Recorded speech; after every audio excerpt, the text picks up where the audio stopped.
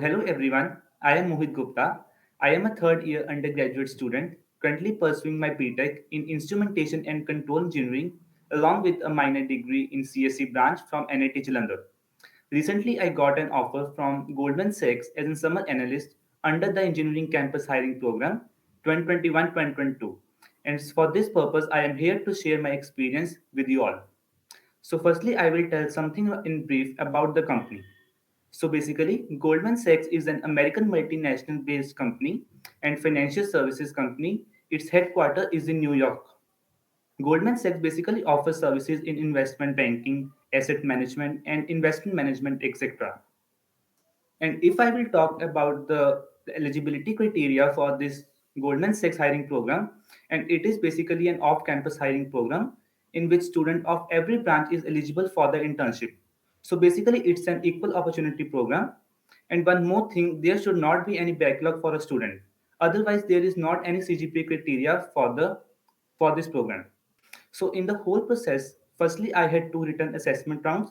One was the aptitude assessment round, and the other one was the technical assessment round. And after clearing that round, I had to go through two technical interview rounds. But some of my friends had said that they had three interview rounds. Two was the technical interview, and one was the HR interview. But it totally depends on the interview whether he or she wants to take a third interview or not. Otherwise, he or she will be satisfied with your earlier two performances. So it purely depends on the interview. Round one of the Goldman Sachs hiring program. First one was the aptitude assessment round, and it was scheduled on 22nd August 2021. And the test duration was around 90 minutes, and it was conducted on the HackerRank platform. And it was a fully proctored test. In total, we had to solve 66 questions from six different sections. Now, I will tell each section in detail. First section was the numerical computations. It had around eight questions. So basically, questions were related to the volume and surface area of objects, properties of triangle, probability, ratios, matrices, and some AP and GP questions are also there. And in the second section, it was the numerical reasoning section. In total, it had around 12 questions. So in this, basically questions were related to find the missing terms from the patterns. Like one pattern is given to me in the question, and by analyzing that pattern, I have to find that missing pattern.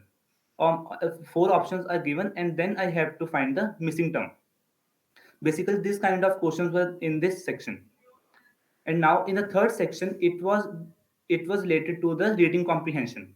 It had total 10 questions, and I think it was the toughest section of this round. Basically, in these paragraphs were given, and then we had to find answers from that para only. But questions were so typical that it is not easy for me to find the solutions. Like we have done in a school time, it is easy, but it was not that kind of thing in this. After that, there is a fourth section, which is the abstract reasoning. It had also around 12 questions. So if I remember that question, that there one type of question is the question image is embedded in which of the following images. Like one question image is given to me, which was made of some straight lines, and then I have to find from the options that that particular image is found in which of the four options, because in that options I have given the image with that straight lines, but some cumbersome images are there. So I have to find in which that the particular question image is embedded in the options. So that kind of questions are there. After that, the fifth section comes, and it was related to the diagrammatical reasoning. And this section also includes around 12 questions. And this section is again very tough one, because it was difficult for a student to understand by which pattern is following in the diagram. So I just say that I only solved around 5 to 6 questions in this section. And if I'm talking about the sixth and the final section, it was related to puzzles. It has also around 12 questions. In this, basically questions were related to the statistical data. We had to interpret the column, line, and pie charts and then derive the information from that charts. And then I have to answer the questions. And that data is tough for anyone to analyze. And other type of questions in this section related to the sitting arrangement of group of people. Like I have given some information about the group of people, like one student knows one language, other student knows that language, and then they are saying that that person is sitting on towards the left of row, and someone sitting on the left right of row. So in this way, I have to find the sitting arrangement of all the people. So if I'm talking about the marking scheme, there is plus 5 for every correct option. But the main twist is that there is minus 2 for an incorrect answer. So you have to choose the answer wisely. And one more thing, there is provision of shifting between the different sections. Means you can directly jump between questions of other sections, and you can solve questions in any sequence as you like. So this is the best part of this round. And nearly after 1 month, I got the mail that you have cleared your aptitude assessment round. Yes, it is true that there is gap between round one and round two, and then it's come the round two, which is a technical assessment round, and it was scheduled on around 24th of October. This test was again conducted on the HackerRank platform, and it was video proctored too, as the earlier round. The duration of this round test was around 1 hour and 50 minutes. And there was total 4 sections in this test, and each section was timed. Means a specific time is allotted for every section. Like there is 20 minutes for one section, and you have to solve that section in that allotted time only. You will not get extra time for this section. So this is the tricky part in this round. So now coming towards the sections of the round two. First section was related to programming. It had two medium or hard level coding questions, and time allotted for this section was 30 minutes. I have to do the two questions in that 30 minutes only. So coming towards the coding question, first question was related to the binary tree. I had to find the sum of all the magic parents in the tree. Basically, they are saying that magic parents are those nodes whose one child is a factor of the other child. If I had given the binary tree in this question, then this question is very simpler. But the main part is that I had to build the tree myself. And the data is given in some awkward form that the string is given in which it is saying that L10. So it means a node with value 10 comes to the left of the root. Similarly, if there is RL30, so it means that the node 30 is coming towards the left of the right of root. So in this way, firstly, I have to build the tree, and then I have to find the sum of all the magic parents. So in this part, I did partially accept the question. I able didn't able to solve all the test cases for this question. And coming towards the second question, it was basically related to finding the pairs. Like I have given the data set of n students in which their names and marks are given to me. Now I had to arrange the students in pairs such that a pair's marks add to the given value d. And the value d is given in the question. So I have to make the pairs accordingly. So it is like a medium type of question, and I have solved it fully. Now, coming towards the second section, it was a quantitative aptitude test. And this section was totally based on mathematical question, and this question difficulty level was too high, according to me. And it had around 11 questions, and total time for this section allowed was around 45 minutes. So the topics included in the quantitative aptitude like logarithms, trigonometry, permutations and combinations, AP or JP, and the matrix problems are also there in this section. So this is a toughest section of this round, and that's why they have given 45 minutes for this section. Now coming to the third section, it had two subjective questions. Basically, we have to write answers in a paragraph form up to 200 words. And for these two questions, just 15 minutes is allotted. And as far as I remember, the one of the questions, subjective question was like describe a time when your excitement about a project motivated you to achieve outstanding results on the project. This is the question given, and I have to write a paragraph up to 200 words. I actually don't remember the second question, so that's it. And after that comes the fourth section, and it was related to the computer science fundamentals. It is also MCQ based, and it had around 7 questions, and time allotted was 20 minutes. In this section, mostly questions were related to that, like code snippets were given to me, and then I have to predict the output from there. Like I have to run that code and then find the output of that code. So this all the 7 questions related to the code snippets there. And again, in the MCQ based questions, there is plus 5 for every correct answer and minus 2 for the incorrect answers. in the MCQ based, and for the subjective part and the coding part, the marking scheme is different. And nearly after the 1.5 month, I got the mail that you had cleared your technical assessment test. Along with this, it was also mentioned in the mail that your interview has been scheduled on the very next day. So I just got one day to prepare for the interview. Like, now coming to the interview process, it is also mentioned in the mail that you have to be free from 10 a.m. to 5 p.m. in the evening, like, and all your rounds will be conducted on the same day. And your interview rounds will be between 1 to 3. It purely depends on the interview again. Now coming to the technical round 1, and it was like held on my 10th of December. So basically they have shared the Zoom link before, so I have joined that platform, and the interview came. So interview just started with the introduction of mine. So I have prepared the introduction. So I told everything about me.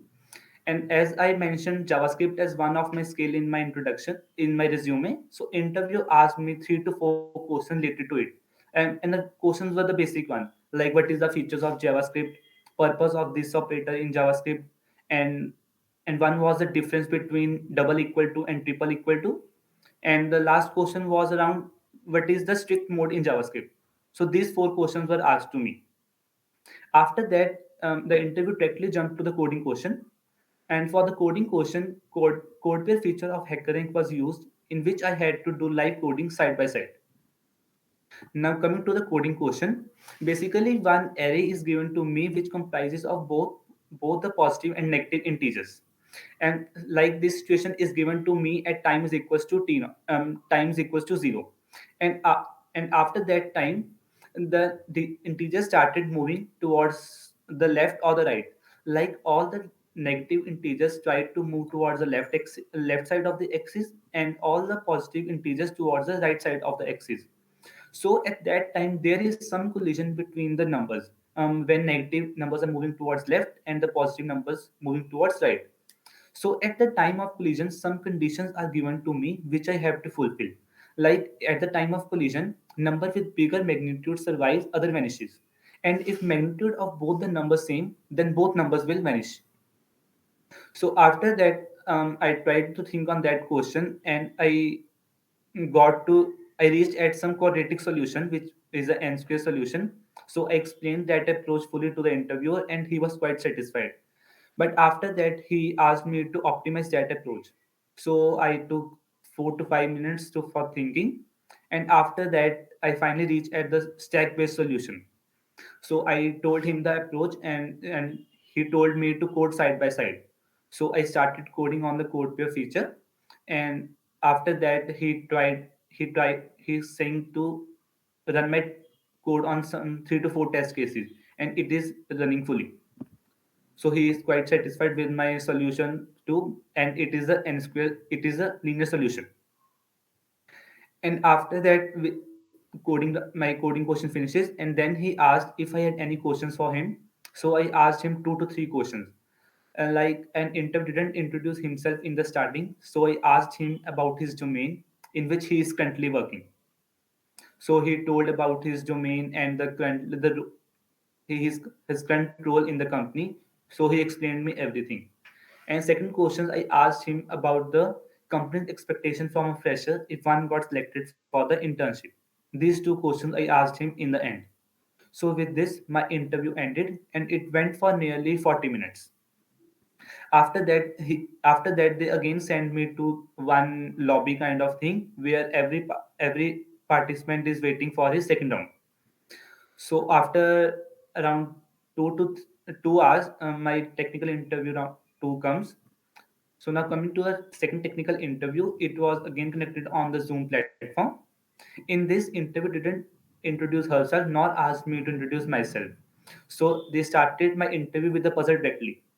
And again for this round, code pair feature of HackerRank is used for the writer part. Now coming to the puzzle, he explained that there are like k people sitting in a circle, and there is one sword given to the first people. So with this first people with the sword, first person kills the second one, and then she gave the sword to the third person. Now third person kills the fourth one, and transfer the sword to the fifth person.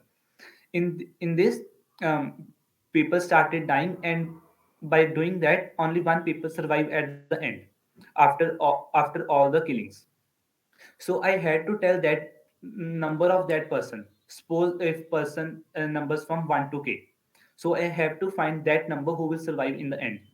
So firstly I started um, taking value of k and then looking at who will survive in the end. So in this way I will try to find for the like 7 to 6 values for k. And after that she told me that she want and some formula which is applicable for every value of k, and I have to derive that one. So basically she wants that from me.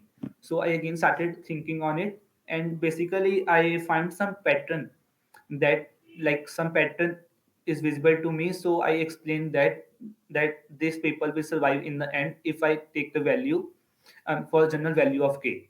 Yes, so she was quite satisfied with my approach, and she didn't ask anything about it.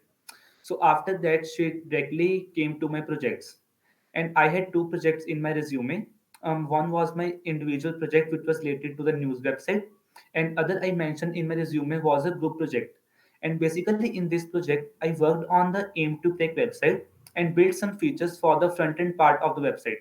So I mentioned the whole thing in my resume. And after seeing the projects in my resume, she asked me to explain about the news website project. So I explained everything about my project in the detail, like whatever features I have used in the project, what tech stacks I have used. So I explained everything in detail. And after that, she asked me 2 to 3 questions related to my project. Like first one was the what are difficulties faced while building this project. So yes, I have feel some difficulty in while building the project. So I explained that thing. And after that, she explained about. She told me to explain about the tech stack in detail, like that you have used that tech stack and why you use that tech stack in your project. So I have prepared for these questions also. So full I have explained that thing in detail to the interview. And after that, she asked me if I had any questions for her. And then I again asked 1 to 2 questions to her, and she answered all my questions. I the one question I had asked that about the domain in which she is currently working. So she explained about her domain or role very nicely. So with this, my second interview ended, and it went for nearly 40 to 45 minutes. And nearly after 1 week, I got the congratulations mail that you have been selected for the summer internship at Goldman Sachs. So with this, my interviews ended, and I got the offer. So if I am talking about my preparation, how I started coding, and how I prepared for the Goldman Sachs. So coming towards it, I started coding in my second semester when I have the C language subject in my college. So from this interest develops in my coding, and after that, when lockdown happens, so I started to learn more about coding. So after that, firstly I switches to the C++ language and learn the basics from the net. And after that, when I got the basics of the C++ language, then I started practicing DSA questions from the GFG itself. And after that, when I got some command over the easy or medium level questions, then I shift towards the lead code website, where there are plenty of good quality questions which were asked in the interview. So I switched to lead code, and after that, when I got some more command over DSA, then I switched to the competitive platforms like CodeChef and CodeForces. So currently, I am a 4 star at CodeChef. So, and for the Goldman Sachs part, so basically you have to prepare yourself for the quantitative aptitude and numerical computations part well, because these are the parts where most of the difficult questions were asked.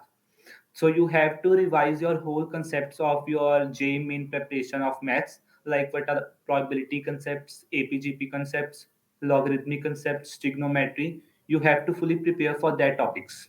The second one I want to tell that don't add skills in your resume which you don't know, because sometimes they will bill you on your resume, and if they find anything that you don't know but you write in the resume, that it will definitely create negative impact on your side.